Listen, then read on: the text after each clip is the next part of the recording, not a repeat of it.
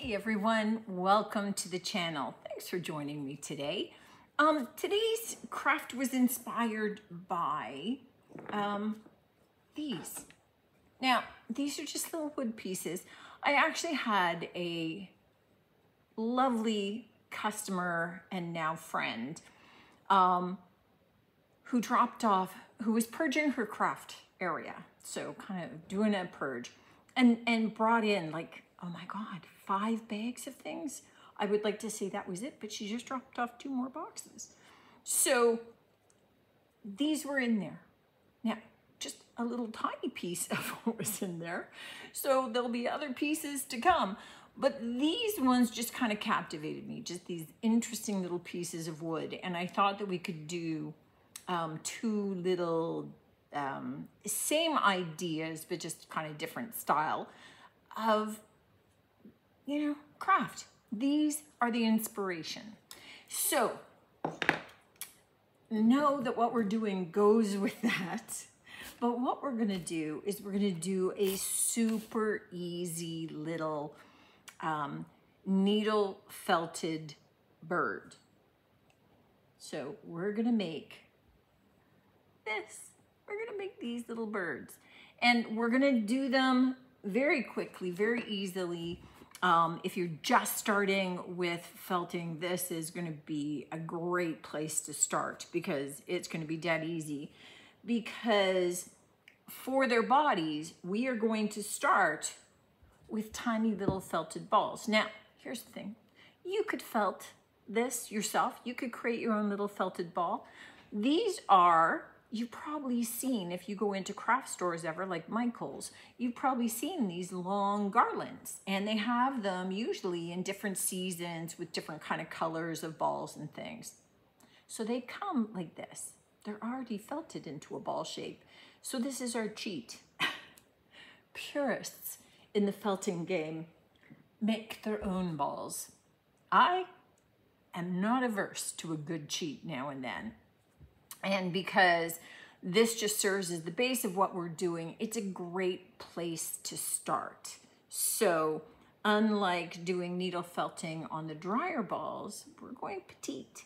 So I'm gonna pull you in overhead to be able to see how we get rolling with starting our little birds and get a couple made so that we can carry on with the craft.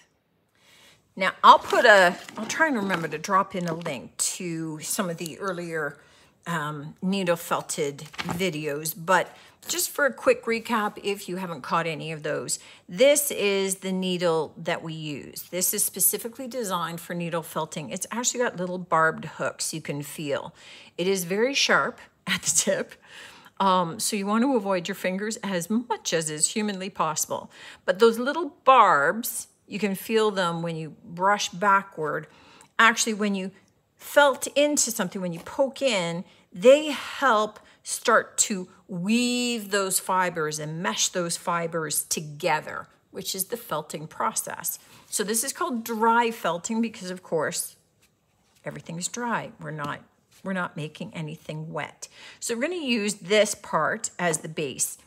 The wool that we use is called roving wool or carded wool.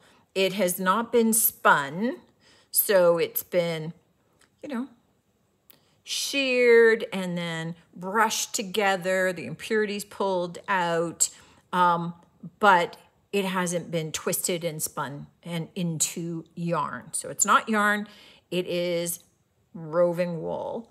And you don't cut it, you gently pull it apart, okay? So for our bird, they're gonna be 2-tone, right? They're gonna be, in this case, this was a little pink body, so you can see that we want that blue to swirl around the body.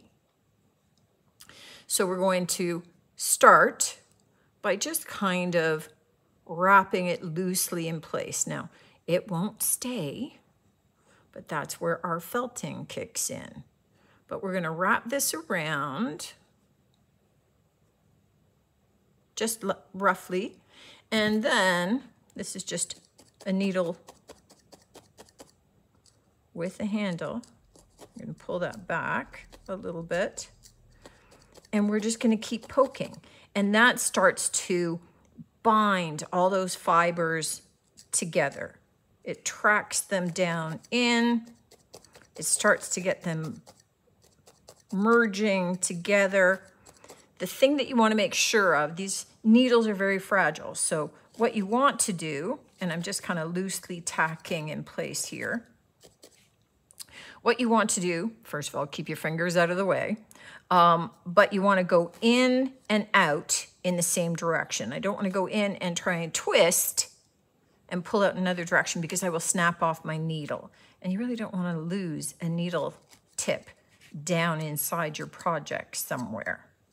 So I'm just kind of pulling some of that wool out of the way so that I have a little bit of that green showing, especially when we go to add eyes and our little beak. But we want to make sure that we're keeping our fingers out of the way. Now, in this instance, we're not actually going down into the felting pad. If it was thinner, and you'll see when we go to do wings and the tail, it'd be different. But here, we're just poking down into the ball.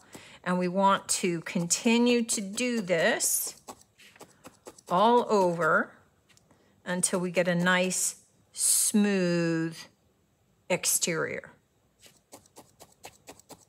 And there's some thick needles, there's some, so this is fairly fine, this is a little bit thicker. You can start with the thicker needles and then use the finer needle to kind of refine the texture. But I'm just gonna keep felting this. I can see I've got a little bit of orange fluff. I'm gonna keep felting this until I have a nice smooth finish. And then we'll come back for the next step. All right, that's looking pretty good. You can see I got a little dot of the orange from the beak on there, but we'll be able to cover that up. So we're gonna put that off to the side. I need a little bit more of the blue, and I may have to go looking in my stash to see if I have some more of that color here, because we wanna do the tail. Now, as you can see, the tail is kind of attached down in here. So we want to start by making it first. So we're going to pull off some of our wool, and I'm going to wrap that up. Now I want to leave a piece hanging off the end because that's what's going to allow us to attach it to our bird. So what I want to start is getting this all kind of felted together, and I need to, here's where we need to, I'm poking down through my mats into my block below, and I have to turn it every so often because I'm pushing the fibers down through and they're going to get stuck in there. So as I'm doing this, you can see that I'm sort of pulling it into shape to start to create a little bit of that tail shape. But here I can see how it's sticking down. So I need to flip it over to the other side. And we just keep felting this in place until we get the shape that we're after. Now you can have it tapered at the end, you could have it squared off, you could have it go in and out. You can make your tail look however you want your tail to look.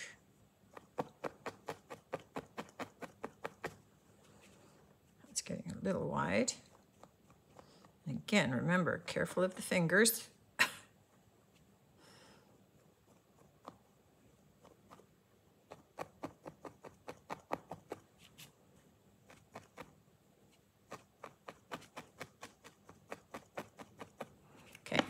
I like to refine it a little bit once it's on my bird. But here's where you decide where is my tail going? So if this is the back end, my tail is attaching on here. Then I want to start felting it in place.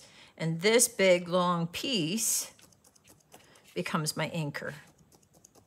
It's kind of like, almost like gluing it in place.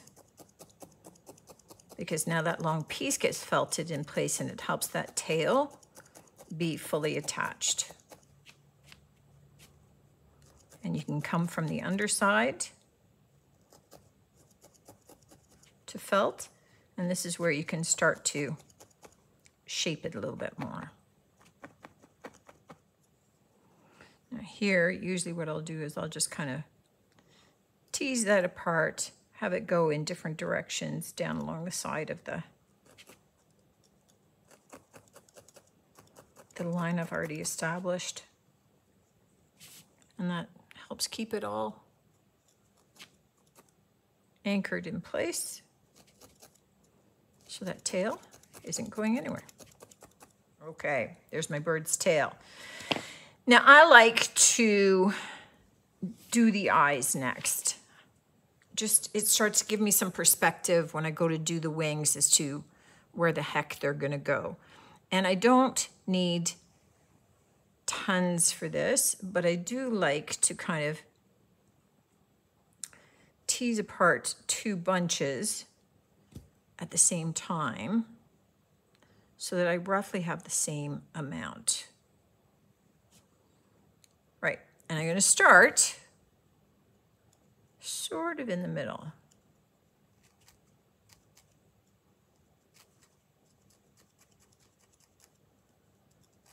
And I can start to just slowly shape the eye how I want, pulling some of my wool down and around. Now you could make a little round disc and then attach it, but I just find it easier to do it in place.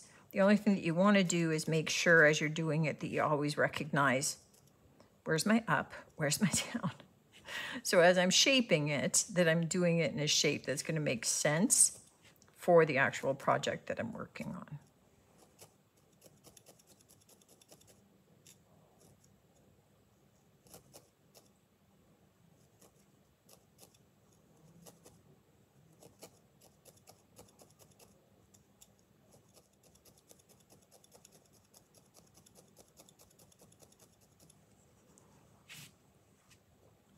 All right. All right, I have one more to do. Now we need to add the little pupils. And we're not going to need a lot. We can always add more after if we need it. But we're going to take up some of our black and we're going to start it kind of toward the center of the white. Maybe if you want it down toward the bottom, then start a little bit less than halfway. We can kind of scoop it up and twirl it into place a little bit to help us position all of that. So it didn't look like very much, but it was actually a lot of black that I had in there. Won't be a problem because I just keep felting it, almost like pushing it into the center of the ball.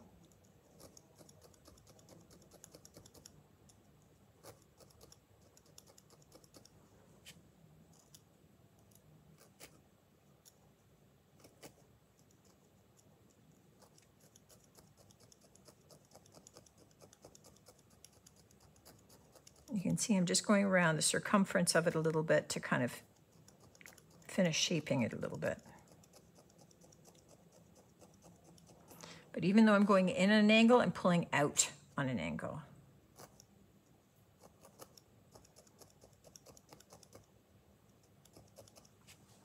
All right, there's one. I like to attach the wings next before I attach the beak, just because the beak kind of sticks out and it's just hard to manipulate for the wings otherwise. So I need to tease off 2 pieces, again, roughly the same size, to do the wings. And I like to kind of do them together. Just makes it a little bit easier to get them the same relative size and shape. So this one's kind of going to a point there and a little bit more rounded here. So we're just going to kind of go with that and start to form that shape. And now that one's ready to be flipped. So I'm just going to start the other one. And as much as, you know, we need them to be going in different directions, both sides ultimately are going to be good. So we can start them in the same general direction to be able to get an idea of sizing, so that we know that they're going to be roughly the same size and we won't have one honkingly huge wing and one little tiny thing. So you can see me just kind of roughly moving them. Then I need to tease them up off of my pad, flip them over, and keep felting. Okay, and when it comes time to attach them, we're just going to focus on lining up that edge of the wing with the edge of that blue body that we have, and just angle it in the direction that we want. And we're just going to start to felt that in place. Now I want the end of this to be kind of free floating, so I'm not going to felt all the way to the tip, but I do want to make sure that it's nicely attached and adhered. So I am going to felt it through almost half the length, right, where it's in contact with the body.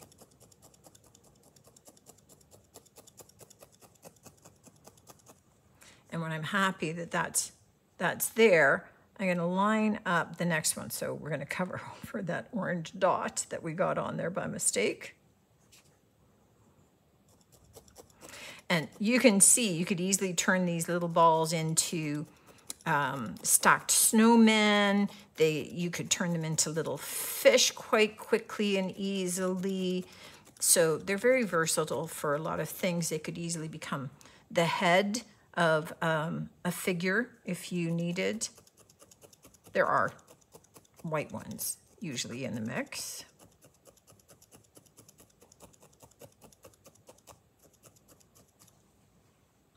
Okay, so all that's remaining is to grab a little bit of orange, and here's where I have a little bit of a mister. I'm just wetting my fingers because I want to use a little bit of wet felting here. So I want to use a little bit of that just to kind of roll that into a bit of a conical shape, just to help me be able to create some of that density. And then I can start to felt it a little bit just to help me get it going. Now I'm focusing more on the tip and less at the base, because the base is where we're going to be attaching it onto the face of our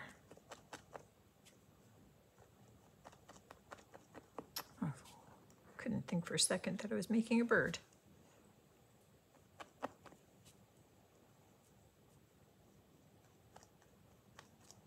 So here's where, keep the fingers out of the way.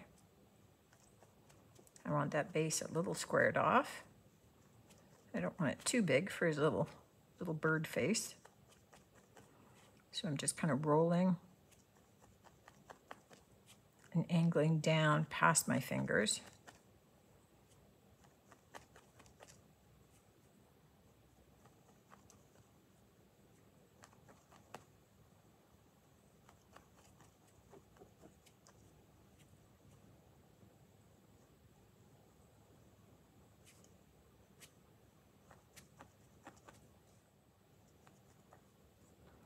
Let me see how big it is on his face. It's a pretty big little beak. Let's make it smaller. Okay, when you're happy with the beak, and this would be the same kind of process as a carrot if you're going to be making some snowmen. We're just going to go around the circumference of it, tacking it down in place nice and evenly. Okay, I'm going to finish getting the beak done, but in essence, that's our little bird. Now I got to get a couple of these made. I'm going to need at least maybe 5 so that I can carry on with our project. Okay, I have 5 little birds made. So 3 with pink breasts. Whoops, poor little guy. So 3 with pink breasts and 2 little green guys. So I need 3 for one project and 2 for another little project. So I'm gonna split them. They're gonna separate. So I have, for my sticks, I have just this round little base that I'm going to glue this one onto, so it just seems a little more substantial or grounded. There we go. And then this one, I'm gonna put into this little pot. So I need, where's my, there we go, no. Oh my goodness. So I need to put in a little bit of a, oh, that still gives me the heebies. Okay, and cut that off. So a little bit of floral foam. And I'm just going to put a little bit of glue on the bottom and push that in. There we go. And I just want to put, so I have a little bit of moss from the dollar store, which is always a mess. So I'm just over my garbage, rubbing some of the, because this is natural moss, it's got natural dirt on the back of it. So I'm just going to glue little bits of the moss around the base here so that, you know, it just kind of looks grass-like.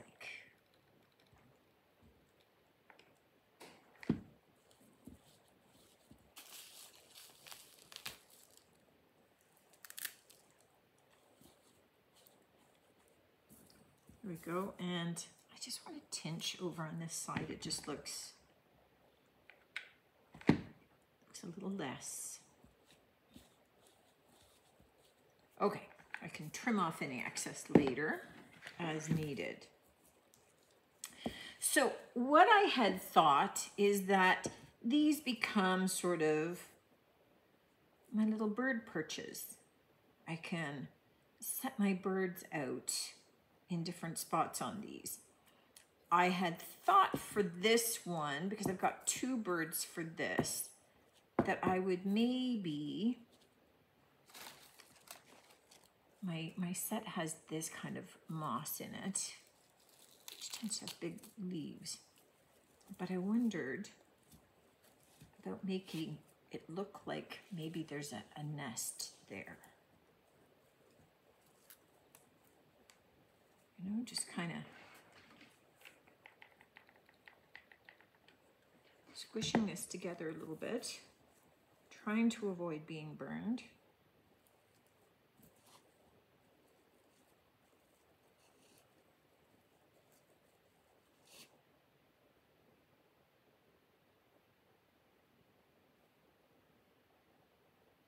There we go. And I'm going to glue. Okay, it's always a scary moment, like you've invested so much time in needle felting these little guys and then stick a blob of glue on them.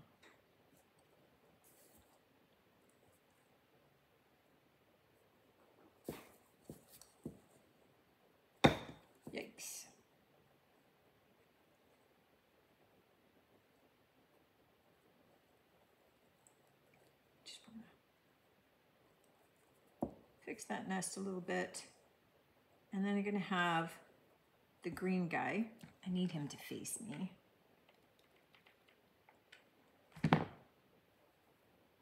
Just kind of perching up here, looking down. So I need to hold him. All right, now that they're glued in place and holding, it's kind of cute, just like it is.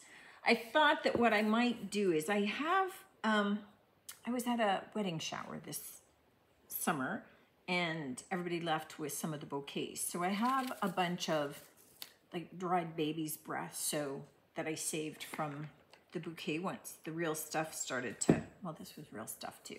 But once the other stuff started to die off, this just sort of dried up instead. I wanna glue it in place, create some little flowers along there, but I don't want tons of glue on it.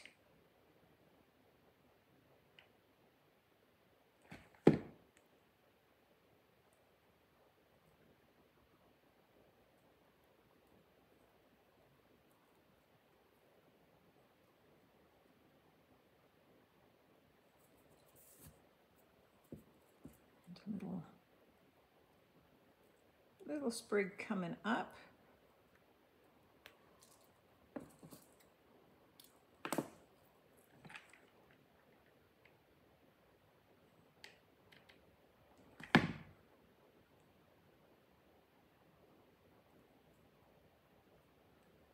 And hold this in place.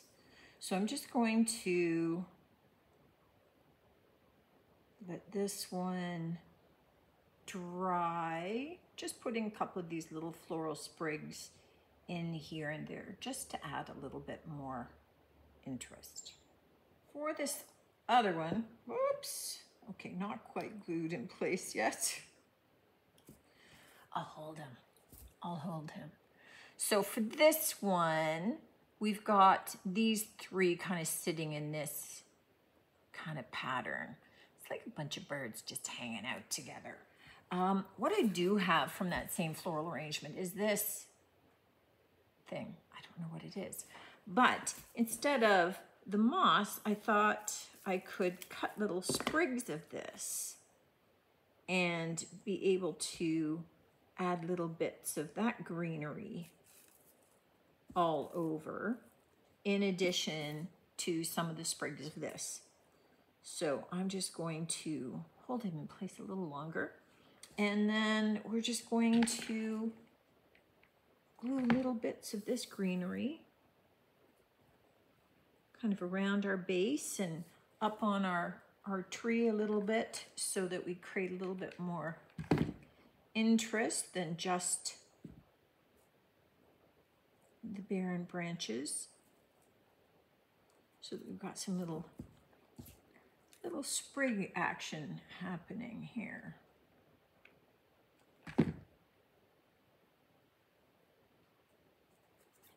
And it's no more complicated than this. All right, let's take a look at these finished little projects. And I got to tell you, these little birds are so cute. So this is the one with them up in the tree. We added just a little bit of that dried baby's breath down here and sticking out in odd places just to look sort of almost like it's springtime happening. This other one, I elected not to add, oh, little glue threads. I elected not to add any of the florals, and I just added sprigs of that greenery, that dried up greenery, wherever there was kind of a natural little knot in the wood itself. It kind of, to me, has a bit of a bonsai-like look to it. So I thought the florals might detract from it. So I kept that one kind of simple, and it just looks like those little birds landed. So, you know, I just wanted to give you an idea of not just making the little birds, but something that you could do with the little birds after you've made them. Let me know if you're going to give this one a try, guys. These are super adorable. I will, of course, take a closer pick for you. But it's kind of a fun little project period. I mean, with the little birds themselves, you know, you may have a youngster that they just want you to put some thread. So take a darning needle and you can push that right through the body, right at the very top of the bird, to be able to create a loop. You can hang it on a necklace if you wanted. You could add it to a keychain. I mean, there's a lot of little things that you could do, but you could also create little decorative pieces like this out of them. Thanks for tuning in, as always. I really appreciate you.